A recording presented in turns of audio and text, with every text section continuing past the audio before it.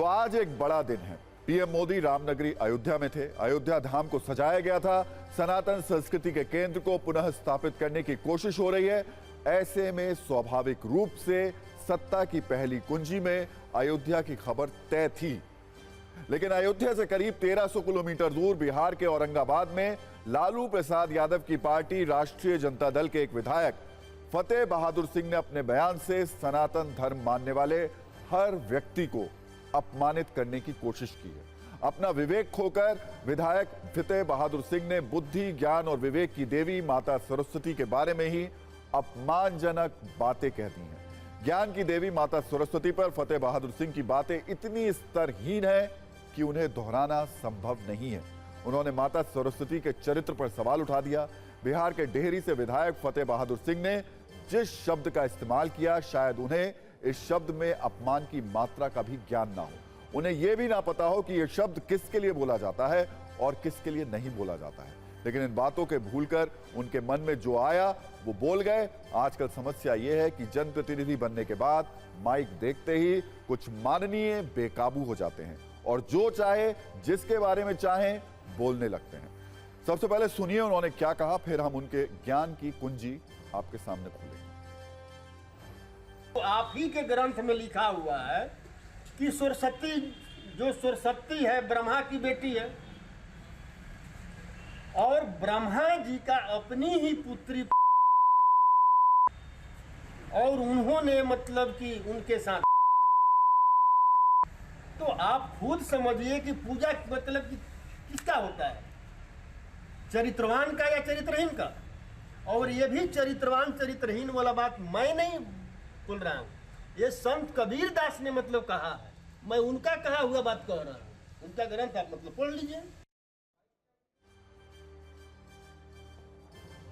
तो फतेह बहादुर सिंह लालू प्रसाद यादव की पार्टी से पहली बार विधायक चुने गए। 2020 के विधानसभा चुनाव में उन्होंने सत्यनारायण सिंह यादव को महज 464 वोटों के अंतर से हराया था। फतेह बहादुर सिंह पर अति पिछड़ी जाति का फर्जी जाति प्रमाण पत्र बनवाने का आरोप भी लगा था।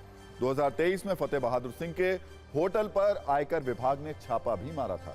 पहले भी वो मां दुर्गा और हिंदू देवी देवताओं पर इस तरीके के आपत्तिजनक बयान देते रहे। फतेह बहादुर सिंह ने राक्षस महिषासुर को यादव जाति का नायक भी बताया था। अगर इनकी शिक्षा की बात करें तो नेता.com में जो माईनेता.com है उसमें दर्ज जानकारी के मुताबिक ये 10वीं पास है। व्यक्ति चाहे पढ़े या कम पढ़े लेकिन शिष्ट आचरण तो कर ही सकता है। ये शिक्षित होने की एक बड़ी कसौटी है।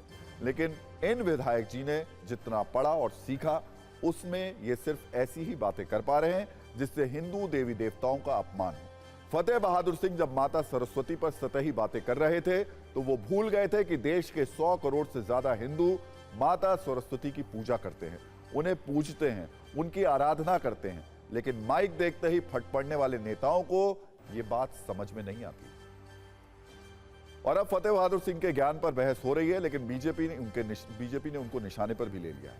बीजेपी नेता चुनौती दे रहे हैं कि जरा दूसरे धर्म के बारे में ऐसा बोलकर दिखाएं। आरजेडी इस पर सफाई वाले मोड में है। एक बार राजनीतिक हमले और उस पर दी गई सफाई को सुनते हैं, फिर आगे बढ़े।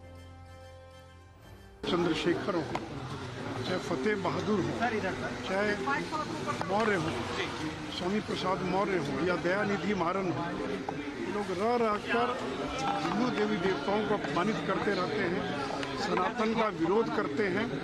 और अगले चुनाव के दौरान सनातन एक मुख्य मुद्दा होगा और देश की जनता ऐसे लोगों को बुरी तरह से पराजित करने का काम। मेरा सीधे कहना है कि एक अभिव्यक्ति की आज़ादी, लेकिन अभिव्यक्ति की आज़ादी का भी दायरा होता है। लेकिन मैं चिंतित हूं अपने देश के लिए कि अगर कबीर आ जाए तो आप लोग तो यही माइक कबीर के सामने रख दीजिएगा कि तू क्या बोल रहा है। सब कायर हैं, हिम्मत है तो कभी कुरान पर कुछ बोल के देखें, कुछ मोहम्मद साहब पर बोल के देखें, तब इनको पता चलेगा कि किसी के धर्म, किसी के आस्था पर चोट पहुंचाने का क्या नतीजा होता है।